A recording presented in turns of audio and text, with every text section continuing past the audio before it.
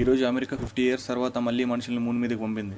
ఈ Artemis machine అంత simple and అంత చిన్నది కాదు. మిషన్ మూన్ ఫార్ సైడ్కి వెళ్ళి మనకి ఏదైతే మూన్ కనపడదో అటు సైడ్కి వెళ్ళి దాని చుట్టూ ఒక రౌండ్ తిరిగి మళ్ళీ తిరిగి ఎర్త్కి వస్తుంది.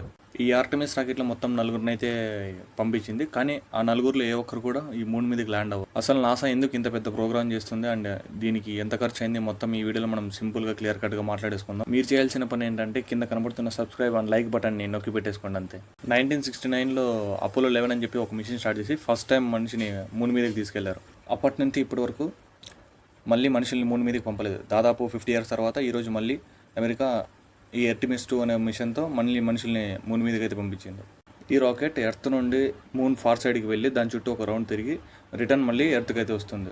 ఎర్త్ టు మూన్ ఉన్న డిస్టెన్స్ దాదాపు 3,84,000 కిలోమీటర్లు. ఇంత దూరం ట్రావెల్ చేయాలంటే ఒక నార్మల్ రాకెట్ వల్ల అవ్వదు. సో అందుకనే నాసా ఒక పెద్ద భారీ రాకెట్ని అయితే తయారు చేసింది. ఈ రాకెట్ యొక్క హైట్ దాదాపు 322 అడుగులు ఉంటుంది and 2.6 million kgs of weight ఉంటుంది ఇది. అండ్ ఇంత పెద్ద రాకెట్ స్పేస్లోకి వెళ్ళాలంటే దాదాపు 2.64 మిలియన్ లీటర్స్ ఆఫ్ సైరోజెనిక్ ఫ్యూయల్ తాగుతుంది. అండ్ ఈ రాకెట్ మీద దాదాపు 34,000 కోట్ల రూపాయలు ఖర్చు పెట్టారు. అండ్ ఇంత పెద్ద భారీ రాకెట్కి నాసా SLS అని చెప్పేసి పేరు పెట్టింది, స్పేస్ లాంచ్ సిస్టమ్ అని చెప్పేసి. అండ్ ఈ రాకెట్లో మొత్తం 4 వ్యక్తులు అయితే ట్రావెల్ చేస్తున్నారు. Commander Reid Wiseman, pilot Victor and he's the first black astronaut, Christina Koch and Jamie Hansen. And interesting thing ఏంటంటే వీళ్ళతో పాటు ఒక సీక్రెట్ ప్యాసింజర్ కూడా ఉన్నాడు. అదేంటంటే ఒక ఫ్లష్ ఆడుకునే బొమ్మ, దానికి రైజ్ అని చెప్పేసి పేరు పెట్టారు. దీన్ని తయారు చేసింది వచ్చేసి ఒక 8 ఏళ్ల పిల్లాడు. సో ఈ బొమ్మను ఎందుకు తీసుకెళ్తున్నారంటే వాళ్ళు స్పేస్లో జీరో గ్రావిటీ స్టేజ్కి వెళ్ళగానే ఆ బొమ్మ గాల్లోకి వెళ్తుంది. So it indicates the zero gravity stage. So ఆ బొమ్మ ద్వారా ఆ ఆస్ట్రోనాట్స్కి జీరో గ్రావిటీలోకి ఎంటర్ అయ్యామని చెప్పేసి తెలుస్తుంది. సో స్పేస్లో 0% గ్రావిటీ ఉండడం వల్ల అది అడ్జస్ట్ అవ్వక స్పేస్ అడాప్షన్ సిండ్రోమ్ అని చెప్పి వచ్చే అవకాశాలు ఎక్కువ ఉన్నాయి. సో వాళ్ళు ఎంత ట్రైనింగ్ తీసుకున్నప్పటికి కూడా స్పేస్లో 0% గ్రావిటీ ఉండడం వల్ల అది అడ్జస్ట్ అవ్వక వామిటింగ్స్ అండ్ హెడేక్స్ ఎక్కువ వచ్చే అవకాశాలు ఎక్కువ ఉన్నాయి. అంటే మన బ్రెయిన్కి మన బాడీ ఎలా ఉందో అర్థం అవ్వక వామిటింగ్స్ అండ్ సివియర్ హెడేక్స్ వచ్చే అవకాశాలు ఎక్కువ ఉంటాయి. ఈ SLS ఆర్టెమిస్ 2 రాకెట్ని April 2 Florida Kennedy space center నుండి లాంచ్ చేశారు. ఈ రాకెట్ లాంచ్ చేసిన టైంకి లోపల ఉన్న ఆస్ట్రోనాట్స్కి దాదాపు 4 సప్లై అవుతుంది వాళ్ళ బాడీ మీద. సింపుల్గా చెప్పాలంటే వాళ్ళ బాడీ వెయిట్ వాళ్ళకి 4 టైమ్స్ హెవీగా అనిపిస్తుంది. ఆ టైంలో బ్లడ్ సర్క్యులేట్ అవ్వడం అండ్ ఊపిరి పీల్చుకోవడానికి చాలా కష్టంగా అయిపోతుంది. 30 మైల్స్ హైట్కి చేరుకున్న ఒక రాకెట్ దానికి ఉన్న బూస్టర్స్ అన్ని సపరేట్ అయిపోతాయి. అండ్ ఆ తర్వాత Orion spacecraft main engine నుండి సపరేట్ అవుతుంది. అండ్ ఈ ఓరియన్ స్పేస్ క్రాఫ్ట్ని పైలట్ విక్టర్ మాన్యువల్గా కంట్రోల్ చేస్తారు. స్పేస్లో మాన్యువల్ కంట్రోల్ అనేది చాలా కాంప్లెక్స్ ప్రాసెస్. అండ్ ఈ మాన్యువల్ కంట్రోల్ ప్రాసెస్ని ఎందుకు తీసుకొచ్చారంటే ఫ్యూచర్లో మూన్ మీదకి తీసుకెళ్లే ఆర్టెమిస్ 3 కోసం మాన్యువల్ ప్రాసెస్ చాలా ఇంపార్టెంట్. సో అందుకని చెప్పేసి ఈ ఆర్టెమిస్ 2లో మాన్యువల్ కంట్రోల్ ప్రాసెస్ తీసుకొని వచ్చారు. అండ్ ఈ ఓరియన్ స్పేస్ క్రాఫ్ట్లో దాదాపు ఒక 2 కార్లు పట్టేంత స్పేస్ మాత్రమే ఉంటుంది.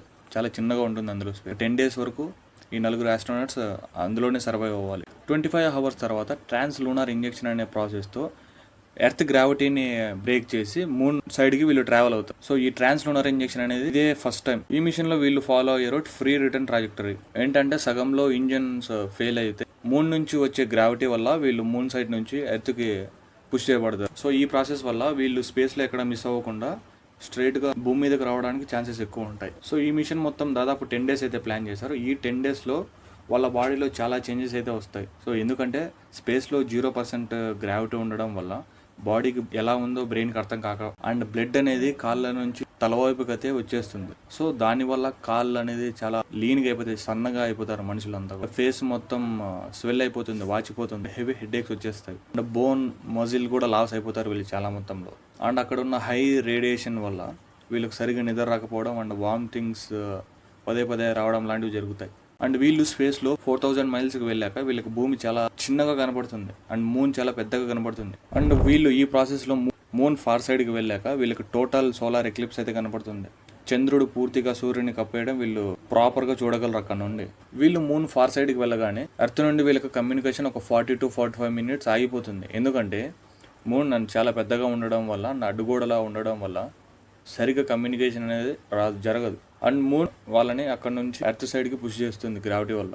అండ్ ఈ రాకెట్ ఎర్త్ అట్మాస్ఫియర్లోకి రాగానే రిటర్న్ ల్యాండింగ్ ప్రాసెస్లో దాదాపు 3 నుంచి 4,000 డిగ్రీల ఫారెన్ హీట్ని అయితే అందుకుంటుంది. అంటే ఇది దాదాపు గంటకి 25,000 కిలోమీటర్ల వేగంతో వస్తుంది. ఆ ప్రొడ్యూస్ అయ్యే హీట్ నుంచి ఆస్ట్రోనాట్స్ని కాపాడడానికి హీట్ షీట్స్ అనేటివి యూస్ చేస్తారు. సో ఆ హీట్ షీట్స్ ఎలా వర్క్ చేస్తాయంటే ప్రొడ్యూస్ అయ్యే హీట్ నుండి వాళ్ళని కాపాడుతుంది. ఆ హీట్ లోపల దాకా వెళ్లకుండా ఒక అడ్డుగోడ్లా అయితే అది వర్క్ చేస్తుంది. 25,000 ఫీట్కి రాగానే ఒక 2 పారాషూట్స్ ఓపెన్ అయ్యి ఆ వచ్చే స్పీడ్ని కాస్త కొంచెం తగ్గిస్తాయి. అండ్ ఒక 9,000 ఫీట్కి రాగానే మరో 3 పారాషూట్స్ ఓపెన్ అయ్యి ఆ 25,000 కిలోమీటర్ స్పీడ్ని 17 కిలోమీటర్ పర్ అవర్ స్పీడ్గా తగ్గిస్తుంది. అండ్ శాండియాగో దగ్గర ఉన్న పసిఫిక్ ఓషన్లో వీళ్ళు ల్యాండ్ అవుతారు. సో దాని తర్వాత యుఎస్ నేవల్ వచ్చి వీళ్ళని రెస్క్యూ చేస్తారు. సో ఇది కానీ ప్రాపర్గా సక్సెస్ అవుతే నాసాకి ఆర్టెమిస్ 3 ప్రాపర్గా వెళ్ళడానికి రూట్ దొరుకుతుంది. మూన్ మీద మనుషులు ల్యాండ్ అవుతారు. సో మీరు ఇక్కడ దాకా వచ్చారంటే నా వీడియోలు మిమ్మల్ని ఆకట్టుకుంటానని అర్థమైంది. సో ఇలాంటి వీడియోస్ మీకు మరిన్ని కావాలంటే కింద కనబడుతున్న సబ్స్క్రైబ్ బటన్ నొక్కి పెట్టేసుకోండి. అండ్ వీలైనంత మందికి ఈ వీడియో షేర్ చేయండి.